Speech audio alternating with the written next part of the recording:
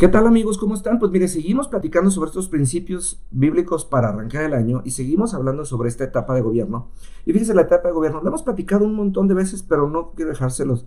Si en Génesis 1:28, ahora un versículo después, dice, y los bendijo Dios, y habla sobre las 4 etapas. Dice, van a dar frutos, van a multiplicarse, van a separar el bien del mal y van a gobernar.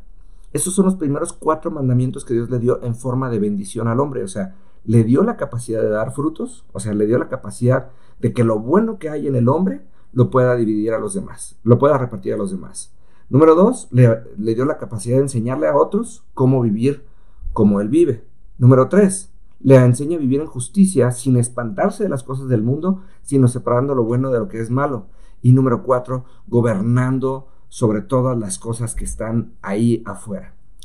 Y dice, en otras palabras, de hecho, usa la palabra enseñorearse, quiere decir, te hace señor de las situaciones de la vida. Entonces, tenemos que entender que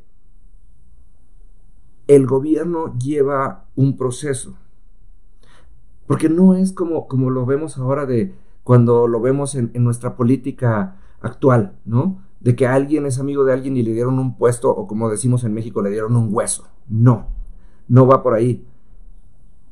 El gobierno lleva un proceso de dar, de enseñar a otros, de separar el bien y el mal y de enseñorearse de los frutos de los anteriores 3. Entonces, así es como tenemos que aprender a vivir. Entonces, ¿cómo empezamos con esto? Muy fácil. ¿Cómo empezamos en esto? Es muy fácil, perdón que me distraje. Tenemos que entender y hacer un recuento de quién somos y dónde estamos el día de hoy, para que podamos empezar a hacer que lo que nosotros tenemos, por mucho o poco que sea, hacerlo que sea útil a la vida de los demás, que sea de bendición a los demás, que lleve a los demás a un punto en donde pueda beneficiarse de nuestro buen ánimo, de nuestras finanzas. Acuérdense que esto, porque mucha gente no da porque no tiene. O como dice la Biblia, no tiene porque no da. La Biblia dice, si tú das, te será dado. Y tenemos que tener esa capacidad de ver más allá de nuestra cartera y empezar a ver en la cartera de Dios. Cuando empezamos a observar la cartera de Dios, nos vamos a dar cuenta que entre más demos, podremos dar. Otra de las cosas que tenemos que observar, la Biblia entiende las deudas como maldición. Las deudas son un terrible elemento espiritual para la multiplicación de parte de Dios. Entonces, veámoslo de esa manera, atrevámonos a vivir en esa perspectiva de gobierno, en donde mi cartera no me domina a mí, sino yo domino a mi cartera. Por eso dice en 2 Corintios, todo me viene, todas las cosas me son lícitas, mas no todas me convienen. Quiere decir, podemos hacer de todo, pero no debemos dejarnos gobernar por las cosas que hacemos, por las cosas que queremos, por las cosas que vemos. ¿Tiene sentido lo que le estoy diciendo? Espero que tenga todo el sentido del mundo, porque es muy necesario que vivamos entendiendo este tipo de cosas para que podamos verdaderamente trascender. Y porque una vez piense esto, el primer principio de esta bendición, que es a la vez un mandamiento, es dar frutos. Ningún árbol se come sus propios frutos.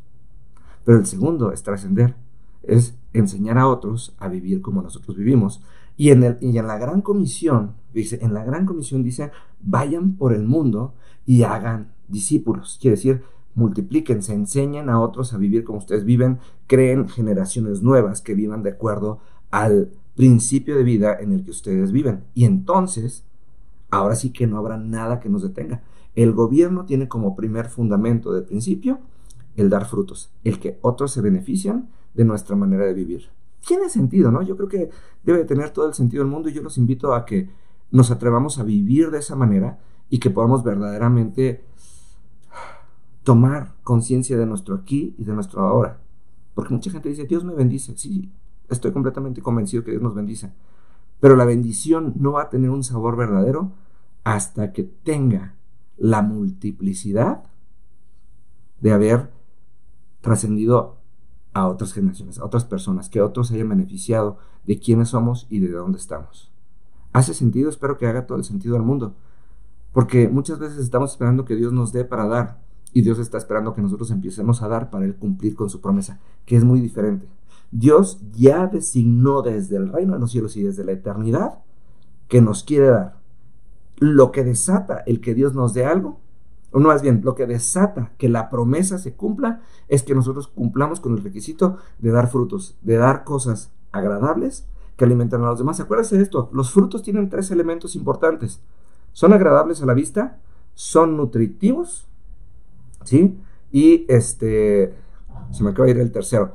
Son agradables a la vista, son nutritivos y son dulces, perdón. Estos son los 3 elementos. Entonces, nosotros tenemos que hacer que lo que hay en nuestra vida tenga 3 elementos. En el momento que nosotros demos, Dios nos va a dar de acuerdo a su voluntad, la cual es buena, agradable y perfecta.